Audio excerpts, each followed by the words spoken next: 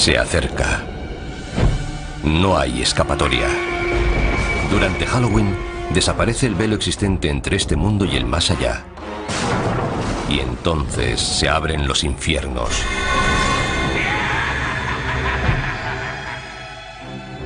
Las personas se asustan entre ellas desde que existe Halloween. Pero ¿cuánto tiempo hace de eso? ¿Cuál es su origen? ¿Y por qué nos disfrazamos y hacemos lámparas con calabazas? ¿Para satisfacer nuestros miedos más profundos? Revelar los secretos de Halloween significa descubrir cómo empezó hace miles de años. Así que cierren las puertas, pongan la luz en penumbra y no se asusten mientras escarbamos en la verdadera historia de Halloween.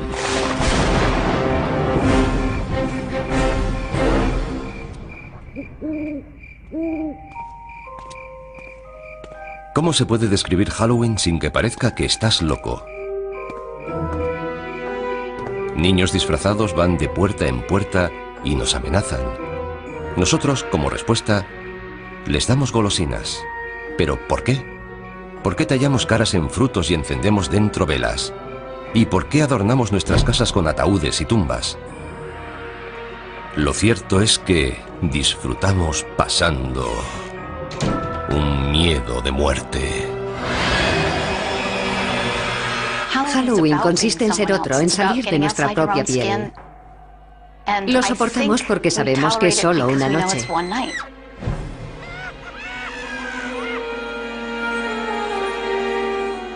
Este impulso de enfrentarnos a nuestros miedos sobre la vida y la muerte y hacer una diversión de ellos viene de antiguo, al igual que las entrañables tradiciones de Halloween.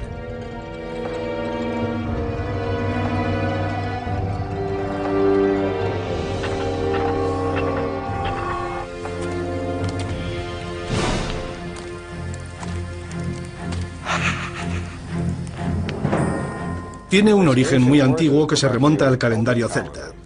Las tribus celtas dividían el año en una mitad luminosa y otra mitad oscura. El Samhain, su antigua celebración, fue la precursora de nuestro Halloween. Representa el inicio de la mitad oscura. Hace miles de años, los celtas, una de las primeras tribus de Europa, celebraban con hogueras el Samhain, festival de la cosecha, la noche del 31 de octubre, para dar la bienvenida a su nuevo año. Para los pueblos antiguos, la cosecha marcaba la diferencia entre la vida y la muerte. Si se perdían los cultivos, la gente moría de hambre. La muerte siempre estaba cerca. La época de la cosecha podía ser bastante tenebrosa. Los días se hacían más cortos, las noches más largas. Surgen dudas sobre si habrá comida suficiente para todo el invierno. Supongo que es el origen de esta especie de pesadilla. Era como una especie de aviso. Llega el frío y la oscuridad. Juntaos, quedaos en casa y no mandéis a nadie solo en la oscuridad. Pero para los celtas había algo más en Samhain. El Samhain marcaba el paso de la luz a la oscuridad. Era un momento en el que el espacio se volvía permeable, flexible. Por eso no solo el espíritu de los muertos, sino también los de otras realidades podían vagar por nuestra realidad. Y los humanos también podían vagar e incluso perderse en el otro mundo. El velo entre la vida y la muerte era muy fino. Los vivos y los muertos se podían mezclar. Esa es la raíz de las celebraciones de Halloween. Perduran historias de gente que durante el Samhain se perdió en el otro mundo y de muertos que aparecieron entre los vivos. Pero lo cierto es que sabemos muy poco sobre Samhain. Solo podemos suponer que las hogueras dieron lugar a una figura muy familiar en Halloween. Algo familiar, pero que asusta a muchos. El murciélago.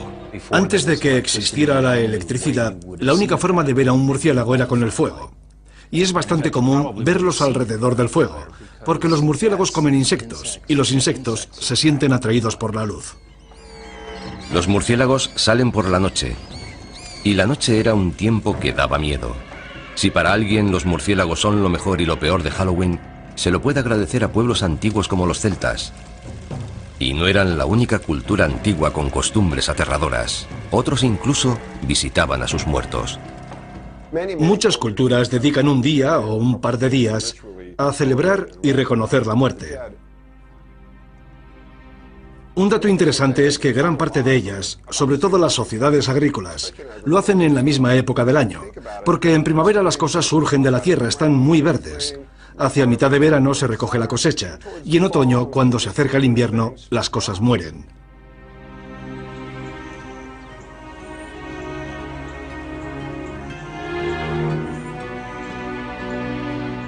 Pero ¿cómo han llegado hasta nuestros días esas tradiciones antiguas? En la cultura occidental fueron preservadas principalmente por los cristianos.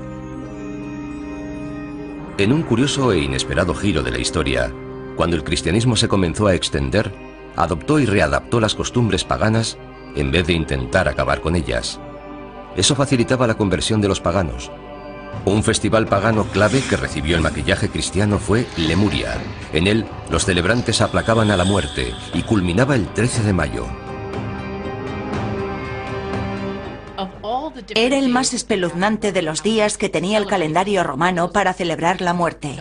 Durante Lemuria, lo que denominaban las larvas, los fantasmas de los fallecidos volvían para perseguir a la gente. Para acallar a los muertos, los paganos romanos echaban leche sobre sus tumbas o les ofrecían pastelitos. Pero en el siglo VI después de Cristo, la Iglesia adoptó Lemuria, convirtiendo el 13 de mayo en el Día de Todos los Santos, un día en honor de los muertos más sagrados de la cristiandad. Establecer esa fiesta fue un intento de cristianizar aquel festival pagano, pero se hizo manteniendo muchos de sus significados. La versión cristianizada de Lemuria tuvo tanto éxito que los líderes de la Iglesia tomaron la decisión de crear Halloween. Trasladaron el Día de Todos los Santos, o Hallows Day, al 1 de noviembre, para quitar toda la fuerza al Samhain pagano. Como Samhain se celebraba la noche del 31 de octubre, antes del Día de Todos los Santos, el 1 de noviembre, la gente comenzó a llamar a Samhain All Hallows Evening, la víspera a All Hallows Day. El término se fue acortando hasta convertirse en All Hallows Even y finalmente en Halloween. Luego, para jugar sobre seguro, la Iglesia dio un paso más, añadiendo una fiesta no solo en honor de los santos, sino de todos los cristianos. El 2 de noviembre se convirtió en el Día de los Difuntos, un día autorizado por la Iglesia en honor de los difuntos. Eso es muy importante para Halloween, porque de ahí nace la asociación de Halloween con los difuntos y lo sobrenatural. Así que, gracias a la Iglesia por inspirar los elementos espeluznantes de Halloween. Pero esperen, todavía hay más. La Iglesia también ayudó a establecer la tradición del truco o trato. Todo comenzó durante la Edad Media, en el Día de los Difuntos, cuando los sacerdotes dijeron a los cristianos que rezaran por las almas atrapadas entre el cielo y el infierno en un mundo de tinieblas llamado purgatorio. El purgatorio no era un lugar agradable. No es el infierno. No es tan malo como el infierno, pero aún así es bastante desagradable. Se sufre atascado allí. Afortunadamente puedes hacer algo por esas almas. Puedes rezar por ellas. ¿Y cómo salían las almas del purgatorio? Según la Iglesia, si se ofrecían oraciones suficientes por ella, un alma podía volar hasta el cielo.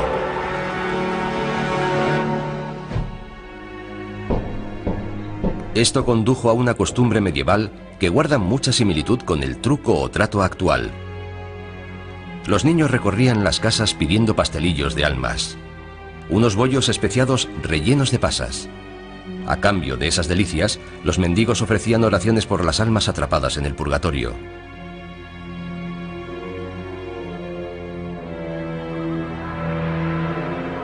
Este precursor del truco o trato actual se convirtió en una preocupación para los cristianos medievales, al igual que otro futuro elemento esencial para Halloween: las brujas.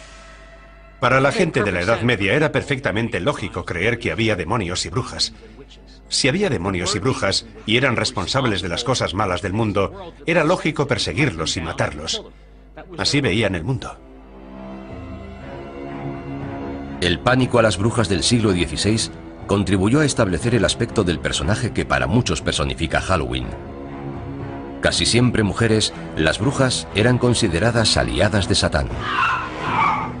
Seguramente eran curanderas que tenían remedios y ritos transmitidos oralmente de generación en generación. En algún momento, por alguna razón, comenzaron a resultar sospechosas para la gente religiosa que la rodeaba. Y muchos de los símbolos asociados con estas mujeres, que seguramente vivían solas, y por supuesto es probable que fueran excéntricas, se acabaron relacionando con las brujas. Con el tiempo, a medida que más y más mujeres fueron siendo acusadas de brujería, sus objetos cotidianos de cocina adquirieron dimensiones siniestras y se han convertido en iconos de Halloween. Algo tan mundano como una escoba se convirtió en un elemento del mal, además de en un medio de transporte. Otro accesorio presente en la guarida de todas las brujas era perfecto para cocinar pociones maléficas: la marmita. Las marmitas se hicieron muy populares. Naturalmente, era algo que había en todos los hogares de la Edad Media. Era un elemento básico para cocinar. El sombrero puntiagudo de las brujas fue una variación del sombrero de las mujeres del campo medievales. Y por supuesto el misterioso asesino acechante con ojos resplandecientes: el gato. No es de extrañar que se asocie a los gatos con las brujas y Halloween. Los gatos son un poco enigmáticos. Además, suelen estar cerca de los fogones y de las escobas. Por eso se los asocia con la brujería y Halloween.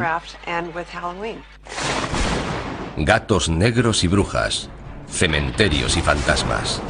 Los elementos aterradores de la gran noche gótica norteamericana iban tomando forma. Estas figuras macabras no tardaron en pasar al Nuevo Mundo, donde han ayudado a crear el gran espectáculo que conocemos hoy.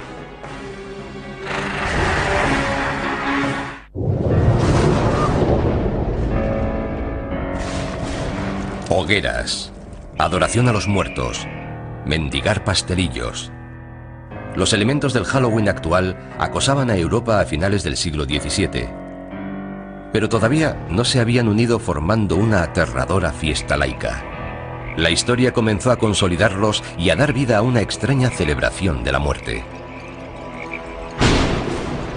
La muerte es la base de esta fiesta. Tanto si se trata de la amenaza de la muerte, si hay una mala cosecha, el fin de una era y el comienzo de una nueva. Esta idea del ciclo sin fin de la vida y la muerte, de la renovación, forma parte de muchas celebraciones, no solo de Halloween. Este periodo vio la influencia constante de uno de los elementos más coloristas de Halloween: la máscara. Con frecuencia aparecía asociada a otra tradición de Halloween: la destrucción. Los pendencieros mendigos de la Noche de Todos los Santos consumían también buenas dosis de alcohol, y las peticiones de comida y bebida se fueron haciendo más amenazadoras. Las máscaras ayudaban a ocultar la identidad. Los límites entre la vida y la muerte, y entre las normas sociales y la anarquía, se desdibujaban cuando el día se hacía noche en All Hallows Eve. En Inglaterra derivó en costumbres especiales que incluían disfrazarse e ir de casa en casa haciendo representaciones cortas. Al final de las actuaciones eran recompensados con comida y a veces dinero. ¿Se trataba de truco o trato? No exactamente, pero había cierta semejanza. En el siglo XVII, en Inglaterra, muchas de esas costumbres sobrevivieron solo en las zonas rurales, pero aparecían pronto en las calles de las ciudades gracias a un terrorista procatólico llamado Guy Fawkes. El 5 de noviembre de 1605, Fawkes intentó volar la Cámara de los Lores de Londres con 36 barriles de pólvora. Guy Fawkes fue juzgado, declarado culpable y ahorcado. Y según la leyenda, su cuerpo fue descuartizado y arrojaron los pedazos al fuego. Al año siguiente y todos los años posteriores, en el aniversario del ataque fallido, los niños de Londres se burlaron del recuerdo de Guy Fawkes, causando el caos en las calles, manifestándose, mendigando y haciendo hogueras. En la actualidad, en toda Inglaterra se le llama el Día de Guy Fawkes o la Noche de las Hogueras. El día de Guy Fawkes es el 5 de noviembre, una fecha muy próxima a Halloween. Así que mucha de la energía que se ponía en Halloween se comenzó a trasladar al día de Guy Fawkes. Aunque todavía no se trataba de nuestro Halloween, tenía todos los elementos, niños y adultos aprovechándose de la oscuridad de la noche y divirtiéndose. Pero ¿podría esta forma pagana de celebración cruzar el Atlántico y perturbar el santuario del Nuevo Mundo? No, si los colonos puritanos lo podían impedir. La visión del mundo de los puritanos se basaba en gran parte en la Biblia. Y en la Biblia, además de Dios, aparecen demonios, ángeles, toda una colección de seres sobrenaturales. Ellos se enfocaron en las fuerzas del mal. Para los puritanos de Nueva Inglaterra, lo sobrenatural era una fuerza oscura y amenazadora, no la superstición inofensiva que inspiraba una fiesta. Pese a sus esfuerzos por acabar con la tradición de Halloween antes de que arraigara, un par de celebraciones del día de Guy Fawkes llegaron hasta la costa de América. Otros colonos toleraban e incluso adoptaban las tradiciones que los puritanos consideraban como una amenaza. Se había plantado la semilla de una celebración que se convertiría en el Halloween norteamericano. Se encuentran retazos aquí y allá de gente celebrando fiestas de disfraces o algo similar. Pero es difícil señalar algo a lo que de verdad se pueda llamar Halloween.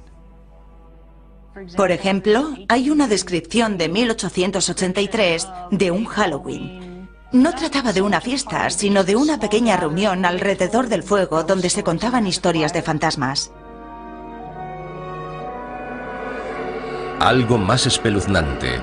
La imagen de un espíritu o fantasma se iba a unir a los esqueletos y las brujas en una danza macabra de Halloween. A mediados del siglo XIX, Norteamérica se preparaba para una celebración mucho más oscura. Al cabo de 4 largos años, la Guerra Civil acabó en 1865 con más de 500.000 de muertos. La guerra civil dejó atrás tal cantidad de cadáveres sin identificar que este país estaba obsesionado con la muerte. La mayoría de los soldados murieron en lugares desconocidos. Nadie sabía qué les había pasado. Así que había un sentimiento muy profundo de puede que vuelvan, quizá no estén muertos. Es perfectamente lógico que la gente contara historias de fantasmas. Las primeras historias de fantasmas de Halloween eran sobre gente que volvía a casa. Es la época en la que empezó de verdad la historia del Halloween norteamericano. Después de la Guerra Civil, cuando los inmigrantes escoceses e irlandeses trajeron con ellos sus costumbres rurales del Halloween del Viejo Mundo, colaboraron a que se fijaran más las tradiciones del Halloween norteamericano. Para los escoceses era una noche que daba miedo. Hasta muy tarde se siguió hablando del coco en Halloween. El coco, una especie de fantasma amorfo, molesto, que acosaba a los niños escondido bajo las camas, llamando a las ventanas o acechando desde puertas y torniquetes. Se creía que había cocos de muchos tipos, lo que significaba que la noche de Halloween, al cruzar cualquier puerta, podía haber algo esperándote. El símbolo más conocido de Halloween, las calabazas farol o jack-o'-lantern, también empezó como una tradición europea, pero el prototipo no se tallaba en una calabaza. Hay una leyenda importante acerca de un personaje llamado Jack O'Lantern. Jack era un follonero. Era tan malo que consiguió incluso que lo echaran del infierno, que no es fácil de conseguir. Pero el demonio sintió pena por él, así que sacó un ascua del fuego del infierno y se la dio a Jack. Jack cogió el ascua, la colocó dentro de un nabo vaciado y se fue por el mundo. Esa es la leyenda de Jack O'Lantern. Siguiendo una vieja costumbre europea, los niños tallan sus propias jack-o'-lanterns en nabos y las iluminan con velas. La primera referencia que tenemos en los Estados Unidos de la jack-o'-lantern pertenece a Nathaniel Hawthorne, el autor de Cuentos 2 veces contados. Habla de alguien con un abrigo raído, lleno de agujeros, que cuando se exponía a la luz brillaba como una jack-o'-lantern. Los norteamericanos mejoraron la tradición de la jack-o'-lantern. Cambiaron el duro nabo del Viejo Mundo por una calabaza grande y redonda, y apareció el sello de identidad de Halloween. Durante la Guerra Civil, las posibilidades expresivas de tallar las calabazas eran muy conocidas. La fantasmagórica calavera reducida que era el nabo en el Viejo Mundo había dado origen a algo más impresionante. Por lo general, las calabazas se cosechan hacia Halloween, y los niños se dieron cuenta de que la Jack-o'-lantern podía ser la mejor arma de un bromista la noche de Halloween. Los niños se dieron cuenta de que podían hacer algo fantástico. Podían coger una calabaza, vaciarla y colocar dentro una vela. Luego podían coger la calabaza, colocarla sobre un palo, poner una sábana alrededor e ir por ahí con ella. La podían colocar delante de una ventana y era una imagen aterradora. Las Jack-o'-lanterns se convirtieron rápidamente en la cara de Halloween, y los inmigrantes escoceses e irlandeses también trajeron con ellos el Halloween más bullicioso y bromista. En la noche de Halloween, a finales del siglo XX, había un mundo oscuro de problemas esperando a los muchachos norteamericanos.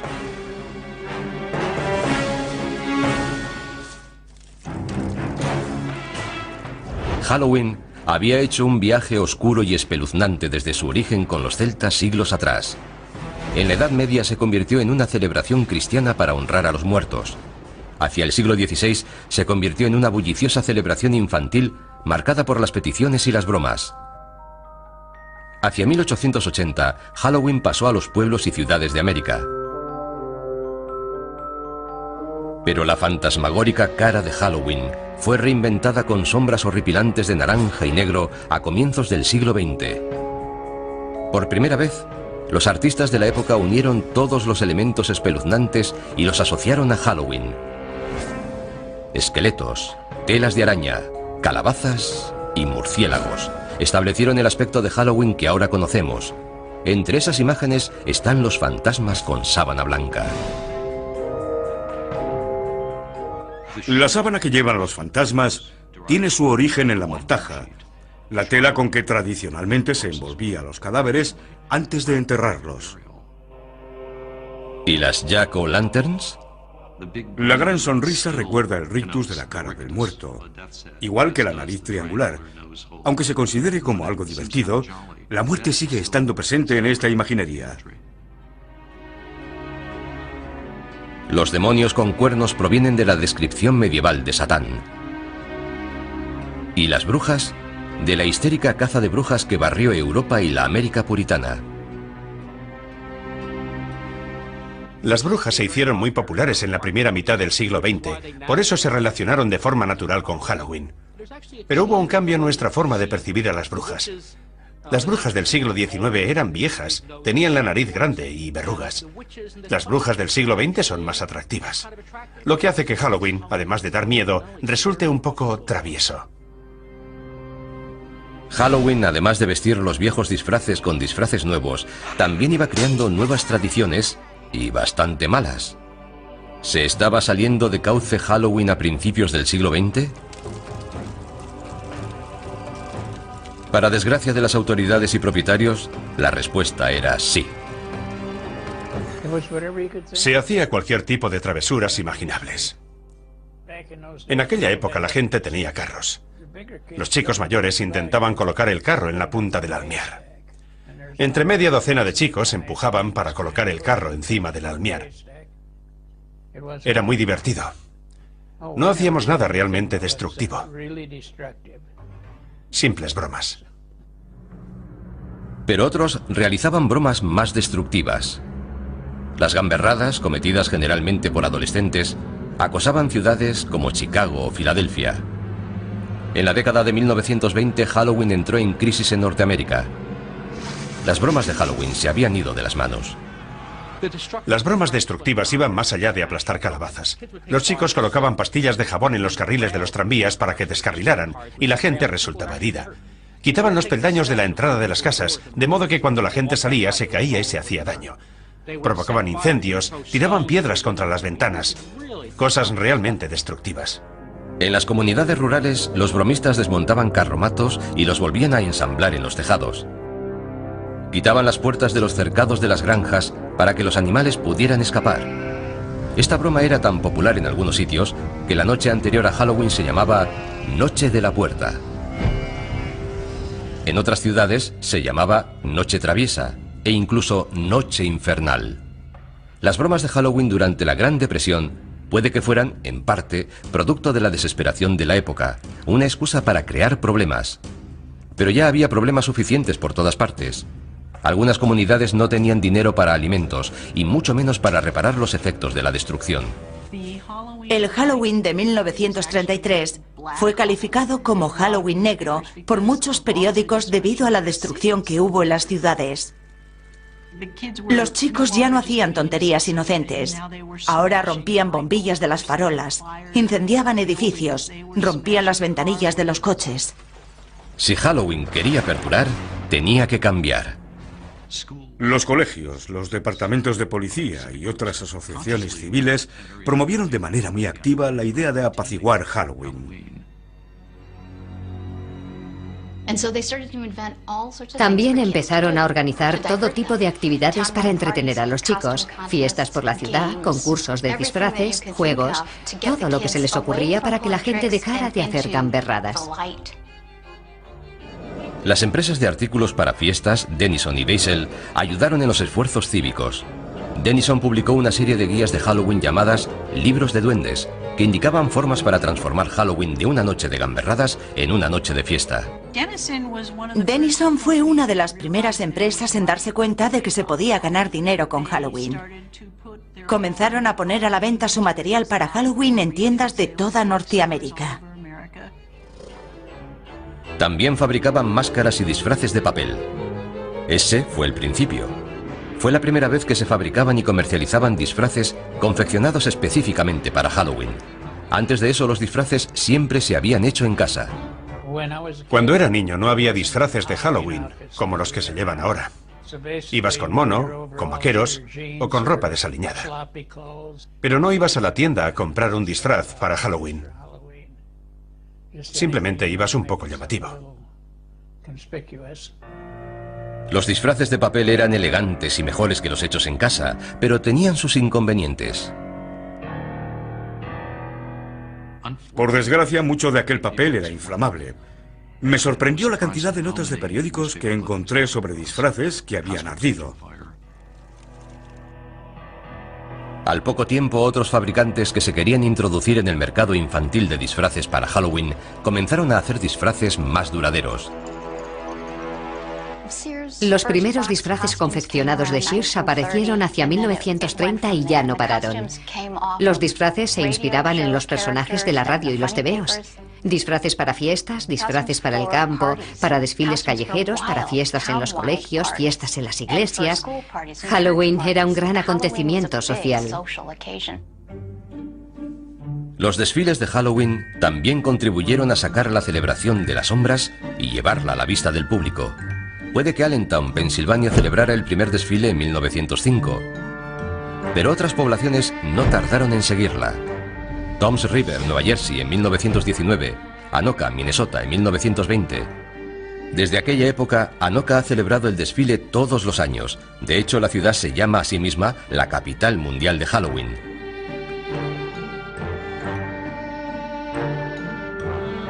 Todos estos esfuerzos por calmar Halloween funcionaron hasta cierto punto. Pero lo que de verdad necesitaba Halloween era una tradición completamente nueva. Y no tardaría en aparecer una, pero la nueva tradición no sería más que una variación de una costumbre muy antigua de Halloween.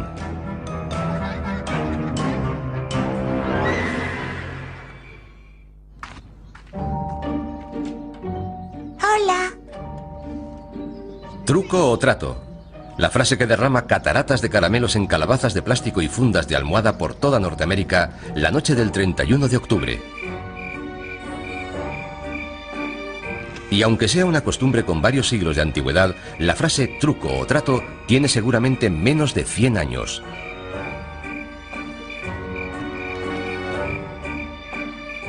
Truco o trato es algo muy nuevo. La gente cree que truco o trato tiene siglos, pero no es así. La frase seguramente tiene unos 80 años de antigüedad. La expresión proviene de una broma muy extendida y destructiva que se realizaba en Norteamérica en el siglo XX. En algún momento alguien tuvo la brillante idea de comprar a los gamberros. Los dueños de las casas sobornaban a los niños alborotadores con delicias hechas en casa, treats, como palomitas de maíz y manzanas de caramelo, para evitar las gamberradas, tricks. En 1939, la costumbre y la frase apareció escrita en la prensa. Doris Hudson Moss publicó un artículo en la revista American Home hablando del éxito que había tenido en Halloween abriendo la casa a los chavales del vecindario.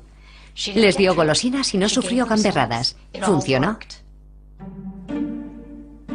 Con la nueva costumbre llegaron nuevas delicias, no tan caseras como las bolas dulces de palomitas. Los niños empezaron a recibir golosinas compradas en las tiendas, como barritas Mars, Ritz Cups y chocolate Hershey. Las golosinas acabaron finalmente con el Halloween alborotador, y había llegado el momento de reinventar Halloween para conquistar Hollywood.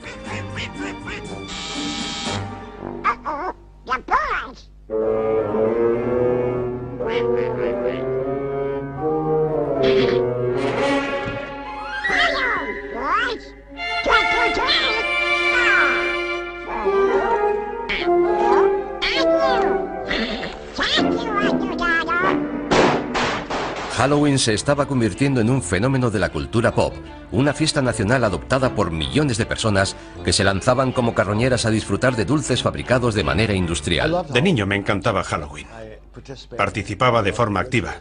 Me encantaban los rituales y las bromas. Me encantaban las travesuras. Me encantaba ir de casa en casa disfrazado pidiendo caramelos y la fiesta que había luego. Era algo fantástico. En 1966 Halloween encontró un hogar donde toda la cultura pop acabó por hacerlo: la televisión. Halloween rompió marcas cuando América hizo Truco o Trato con Charlie Brown. La idea de la gran calabaza proviene, por supuesto, de una tira de cómic. Sparky Schultz decidió que sería muy divertido que uno de los niños se liara con las fiestas. Por eso Linus vuelve todos los años a la huerta de la calabaza. Who are you writing to, Linus? This is the time of year to write to the Great Pumpkin. On Halloween night, the Great Pumpkin rises out of his pumpkin patch and flies through the air with this bag of toys for all the children. You must be crazy. When are you going to stop believing in something that isn't true?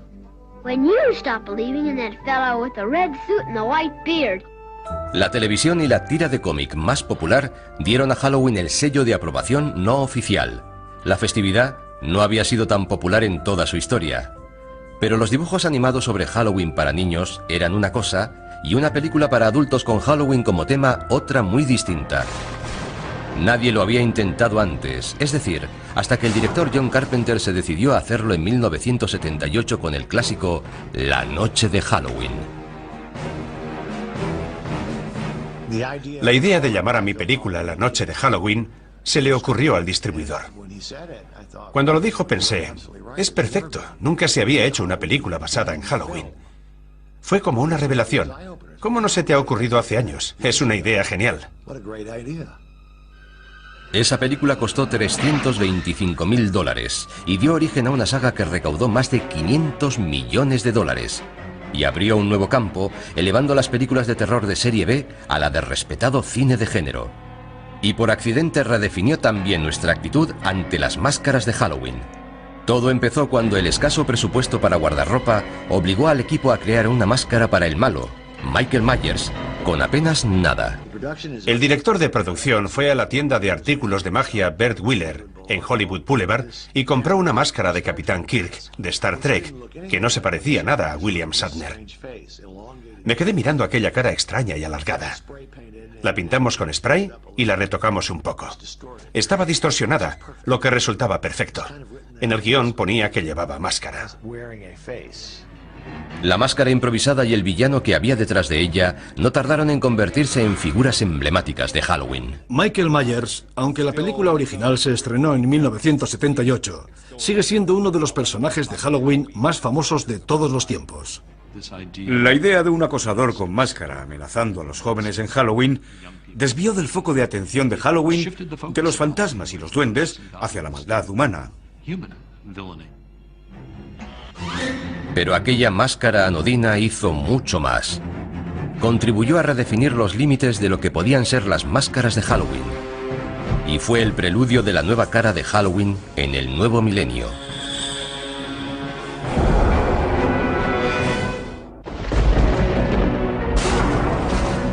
Durante cientos de años, las máscaras y las vestimentas han sido la forma de disfrazarse de los asistentes a las fiestas. Ahora se han convertido en un negocio que mueve millones. Una tienda dedicada a Halloween en Burbank, California, Halloween Town. Se ha hecho tan famosa que abre 12 meses al año para satisfacer las necesidades de disfraces de sus clientes. Teníamos este negocio desde hacía 10 años y queríamos que fuera algo especial. Así que decidimos abrir todo el año, tener una tienda permanente decorada de forma aterradora. Pone a la gente de humor para comprar en Halloween. Hay material para Halloween por toda la tienda, pero el corazón del negocio de Halloween Town son las máscaras. Tenemos decenas de máscaras, tenemos los mejores zombies, los mejores payasos. Las máscaras y los disfraces han sido siempre un buen método para librarse de las culpas. En una situación como Halloween, resultan perfectos. De niño me encantaban las caretas, pero por lo general, en la tienda local, solo encontrabas plástico de mala calidad, máscaras endebles que perdían la forma. A medida que ha ido pasando el tiempo, ha evolucionado en una forma de arte, y se dedica mucho tiempo a modelarlas y pintarlas. Se ha llegado al punto en que puedes conseguir una máscara cara de calidad que rivaliza con las de las películas. Y Wayne Todd entiende de esto. Es artista de efectos especiales en grandes películas. Tenemos muchos clientes que quieren máscaras caras, de calidad, y nos esforzamos en satisfacerlos. Tenemos disfraces de gama alta, chaquetas elegantes y todo tipo de accesorios que no puedes encontrar en otra parte. Intentamos que sea lo que busques, lo puedas encontrar aquí. Las máscaras y los disfraces exclusivos de la actualidad están a años luz de los demonios, brujas, esqueletos y fantasmas de la década de 1960. Pero esa fue la década en la que empezó a cambiar el guardarropa de Halloween. Hollywood comenzó a influir en lo que los niños llevaban para convertirse en sus personajes favoritos de la televisión o el cine. En la actualidad, la tendencia se ha convertido en obsesión. Series de películas como Pesadilla en Elm Street, Scream y La Noche de Halloween han inspirado a legiones de niños a vestirse para matar. Llevar la máscara del asesino, del fantasma o del esqueleto te da una sensación de seguridad y también de poder. Porque el monstruo no te puede atrapar si tú eres el monstruo. Las máscaras de los asesinos psicópatas forman parte de la evolución de los gustos en Halloween. La única regla ahora es que no hay reglas. Las máscaras se inspiran en la cultura pop, la religión, la política, lo que sea. Y cada vez más las caras que hay detrás de ellas no son de niños, sino de adultos. Halloween se ha convertido en una actividad para adultos. Y no creo que fuera ese el caso hace 50 o 60 años. Se trata de un día específicamente dedicado a que puedas ser lo que no eres normalmente. Te puedes ocultar detrás de una máscara, puedes llevar ropa que jamás llevarías el resto del año, y la gente disfruta con ello. Lo cierto es que el Halloween del siglo XXI es tanto una fiesta para adultos como para niños. Tenemos niños que han crecido y sienten mucha nostalgia por Halloween. Así que Halloween vuelve a cambiar y se convierte en una celebración para adultos. El negocio actual de Halloween atiende a todo el que se quiera unir al espíritu de la celebración con fiestas temáticas y atracciones como casas encantadas. Hace 50 años, cuando eras demasiado mayor para truco o trato, te tenías que quedar en casa repartiendo caramelos. No tenías actividades para hacer. En la actualidad hay una industria imaginativa de casas encantadas para adultos. En los Estados Unidos funcionan todos los años unas 4.000 casas encantadas.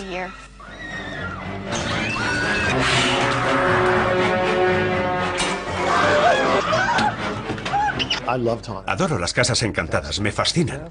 De niño, en cambio, me aterrorizaban. Pero las casas encantadas no son el único lugar en el que se puede encontrar adultos en Halloween. En lugares como el desfile de Halloween de Greenwich Village de Nueva York o el carnaval de Halloween de West Hollywood, la fiesta se introduce en el lado salvaje y pícaro. Por supuesto, el desfile gay de Halloween es un gran acontecimiento en San Francisco, en Los Ángeles y, por supuesto, una parte importante de la celebración de Nueva York. Pero la idea fundamental es poner el mundo patas arriba y ser quien no eres, o ser quien te gustaría ser. Se trata otra vez de la voluble obsesión norteamericana de la autotransformación. Creo que eso es lo que de verdad da vida a Halloween en Norteamérica. Este Halloween sexualmente liberado a veces cruza la línea a adultos y solo para adultos.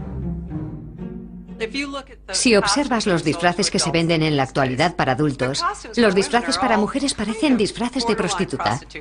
La enfermera sexy, la criada sexy, la sexy lo que sea. Ahora, los adultos están yendo un paso más allá.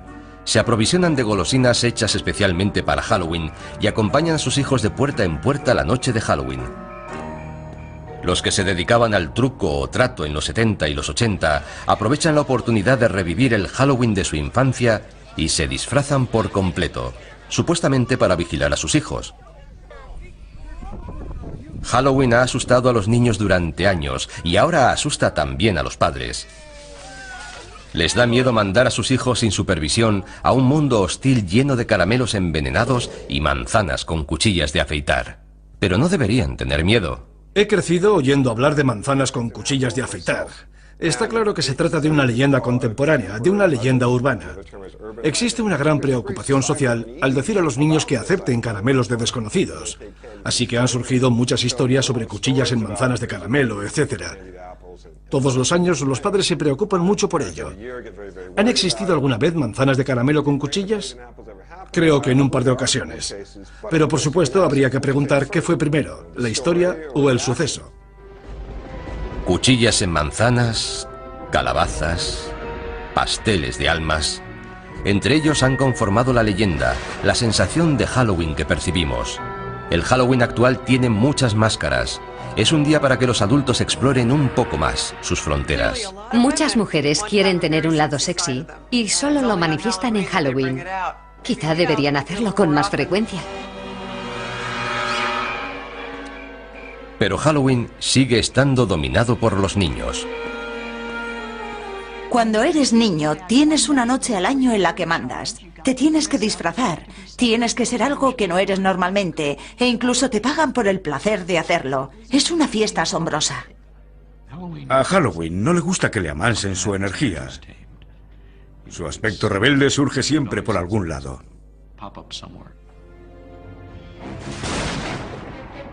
Si miramos con atención, veremos que Halloween es un escaparate de todo lo que teme el hombre.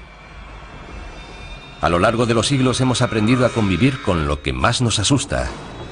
Y ahora, el 31 de octubre, convertimos nuestros miedos en diversión.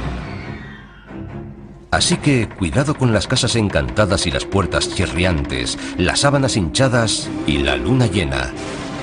Y no te sorprendas si una calabaza sonriente te desea ¡Feliz Halloween!